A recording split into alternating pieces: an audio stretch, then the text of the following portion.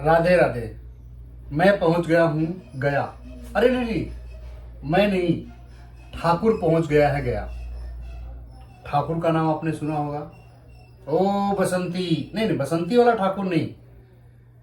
एक सुप्रसिद्ध कथावाचक, तथा कथित कथावाचक ठाकुर है जो गया में पहुंच गए।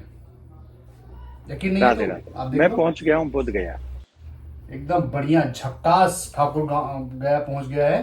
ठाकुर जो है गया में पहुंच के बुद्ध को अपनाने की बात कर रहे हैं। भगवान बुद्ध के समर्थक जो बौद्धिस्ट हैं और भगवान बुद्ध को मानने वालों से नफरत करने वाले गया पहुंच गए हैं। गया में पहुंच के क्या क्या गुल खिलाया है, किस तरह से भगवान बुद्ध को अपनाने की कोशिश करी है। और एक चीज आप रिलेट करते जाइएगा दोस्तों कि कहा जाता है ना कि बुद्धिज्म को खत्म करके हिंदुज्म को लागू करने में जिस इनकी पूर्वजों ने जिस तरह से अपना योगदान दिया है वो किस तरह से दिया होगा, और उसी रास्ते पर ये चल रहे हैं। इनकी कथाओं में आप देख लीजिए कई बार ऐसा समय रहा है जब ये भगवान बुद्ध को गाली देते हुए, समर्थकों को नास्तिक कहते हुए, अपमानित करते हुए आगे बढ़ते हैं और ये आज कह रहे हैं कि मैं आ गया हूँ बुद्ध गया में। और जिस जगह पर हम अपने पितरों का तर्पण करके अपने पितरों का कल्याण कर ठाकुर सकते वाह, हैं। क्या बात है। मैं 7 दिन यहीं ठाकुर पर तो रहने गजब वाला का है हूँ, भाई। यहीं पर श्रीमद् भागवत कथा करूंगा। सुना आपने? वो लोग कहते हैं कि ये वहां पर अपने पितरों का तर्पण करने गए हैं, अपने पितरों को कल्याण के गए हैं, अपने पितरों का कल्याण करने के लिए वहां पर गए हैं।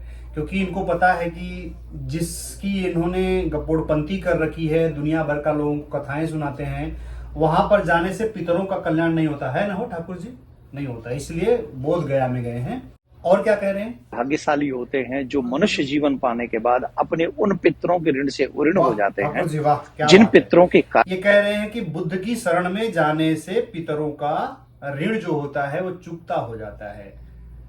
मतलब जो ये बाप मतारी को जो मार पीट के परेशान करके और उनका मतलब दुर्भावना करते हैं, धर्मों के रक्षा हेतु उनको अपमानित करते हैं, वहां जाने के बाद इनके पितर जो होते हैं, मरे हुए जो इनकी माता पिता की आत्माएं होती हैं, वो स्वर्ग लोक में चली जाती हैं। हालांकि ये जो गपोड़पंती है इन्होंने ही करी है ये सब। वजह ये है कि बौद्धिस्टों में ऐसा नहीं होता है, क्योंकि अगर उनमें भी होता तो वो लोग भी जाते अपने पूर्वजों को वहां पर तर्पण करने के लिए, जाते तो यही लोग हैं। और किस तरह से भगवान बुद्ध को अपनाने की बात करी जा रही है, देखें। को बता दूं, जितने भी सनातनी हैं उनको इस बात को मानना ही चाहिए। और तो और आपने सुना, ये सभी टुन्नियों को आदेश दे रहे हैं कि सबको वहां जाना चाहिए। अब एक सवाल ये उठता है कि भाई जो टुन्नी रात दिन भगवान बुद्ध को गाली देकर के वीडियो बना करके 2 चार राशन पानी खा रहा है, उसका क्या हालत होगा यहाँ पर? वो तो बेचारा मर जाएगा बिना कुछ कहे।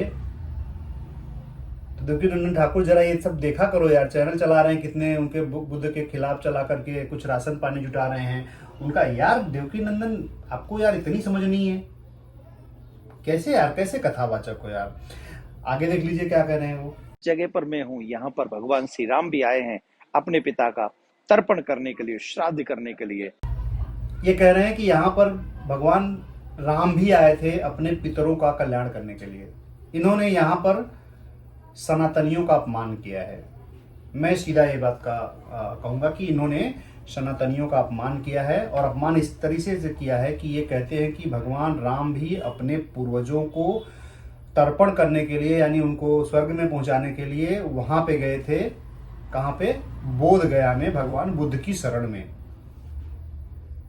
अब ये अपमानित किस तरह से कर रहे हैं? अपमानित ऐसे कर रहे हैं ये कि जो भी सनातनी ये कहता है कि बुद्ध बाद में आए, भगवान राम पहले थे,